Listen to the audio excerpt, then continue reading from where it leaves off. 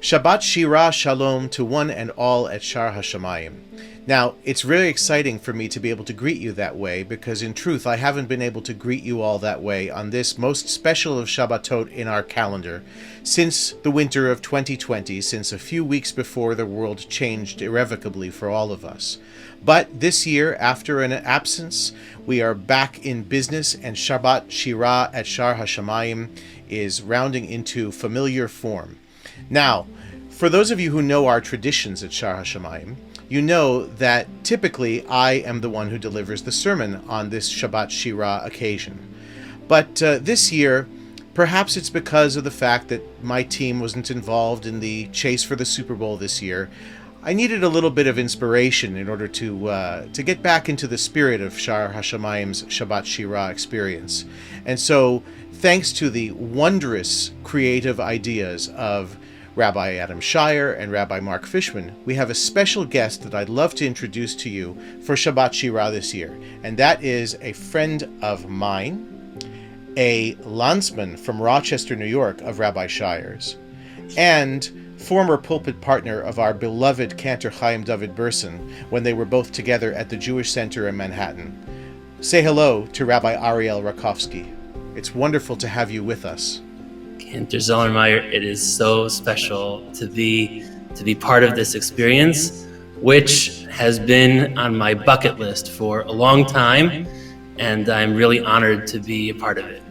Well, we're thrilled to have you. Now, one thing that people don't know about us is that you and I have a little bit of a backstage collaborative effort sometimes on these Shabbat Shirah sermons because, well, maybe tell people a little bit about your interest in this general topic area of davening and nusach. Right. So I come from a family, an extended family of Chazanim, but I went into the other family business, that of the rabbinate.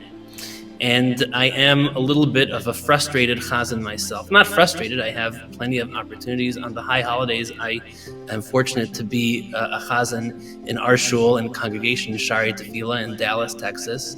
But I love chazanut. And something that a lot of stereotypically rabbis don't say, I don't just love chazanut, I love chazanim. And I am especially passionate about nosach tefillah, about the proper modes and melodies of tefillah, and it's something that I really nerd out on. To use a term that the kids these days use, I love it. I love talking about it. I love studying it, and I'm fortunate to have in you a friend that knows a heck of a lot about it. Well, I think that we're able to satisfy each other's yearnings because, as many know, I actually enrolled in rabbinical school before deciding to change tracks and become a chazan. And if you're a frustrated chazan who has made a career in the rabbinate, that I think that we understand the other side of each other's coins very well.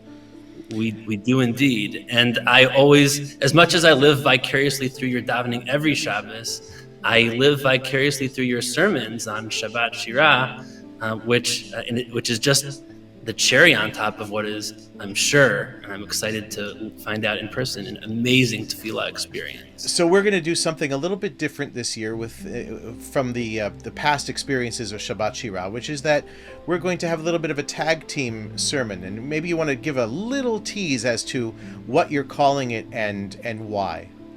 I'm calling it a sermon with a soundtrack, and I'm calling it that because I've never done a sermon with a soundtrack before. I heard one once.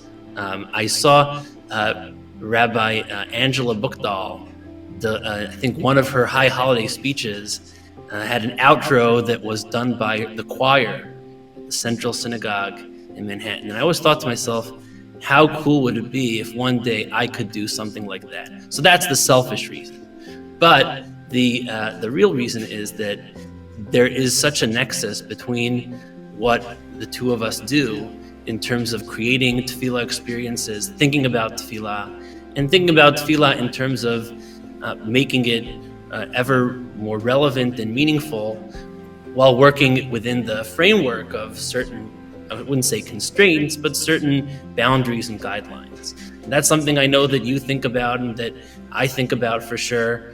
And I'm hoping that we will be able to share some of what we come up with together and some of what we've talked about over the years. Well, I'm very much looking forward to sharing our bima, our shar with you, and I hope that your shar, or shareh as the case may be, will be able to deal with the consequences of what happens once you come back from having had this experience with us. They won't know what hit them. We've had some chazanut Shabbatot before. We've even had smaller choirs visit before, but I don't know. I'm very excited about this. Well, God willing, one of these days we'll be able to make the Lone Star State into the Lone Shar State. Ah, Sorry, rabbinic humor, I couldn't resist. that's it. You can take the boy out of rabbinical school, but Fair enough. So, for all of those who are tuning into this banter between the two of us, you'll enjoy much more of it as Rabbi Rakovsky and I share the bima together this Shabbat Shirah at Shar HaShamayim. I know it'll be very cold outside, but the warmth of the atmosphere will be palpable for all who come and enjoy. Shabbat Shalom, and we look forward to seeing you on this Shabbat Shirah.